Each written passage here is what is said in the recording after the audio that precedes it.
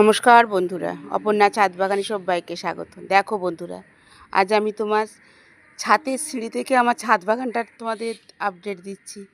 কীভাবে আমার ছাদ বাগানটা সাজানো আছে, খুব সুন্দর করে স্ট্যান্ডের ওপরে সব গাছগুলো সুন্দরভাবে রাখা আছে। দূর থেকে গাছগুলো অনেক ছোট লাগছে, কিন্তু কাছে গেলে ফুলে ভর্তি হয়ে আছে।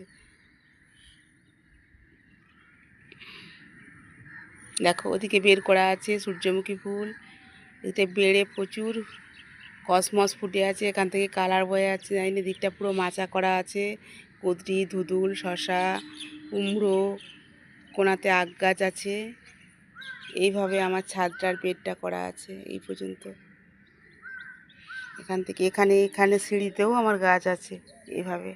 তারপরে ঢ্যাঁড়স গাছ, আগ গাছ, সিম গাছ, প্রত্যেকটা। আজকে তোমার ছাদ বাগানটার আপডেট দিলাম। ভালো লাগলে অবশ্যই চ্যানেলটি সাবস্ক্রাইব করে দিও, লাইক দিয়ে পাশে থেকো। তোমরাও ছাদ বাগানকে সুন্দর করে সাজাও, দেখবে প্রচণ্ড ভালো লাগবে, মনটা আনন্দে ভরে যাবে। আমার ছাদ বাগানটা এভাবেই সাজানো আছে। কালকে বৃষ্টি হয়েছে, গাছগুলো যেন সতেজ হয়ে উঠেছে, মনে হচ্ছে যেন অপরূপ দৃশ্য ছাদ বাগানে এসে সকালবেলায়। ভালো লাগলে অবশ্যই চ্যানেলটি সাবস্ক্রাইব করে দেবো।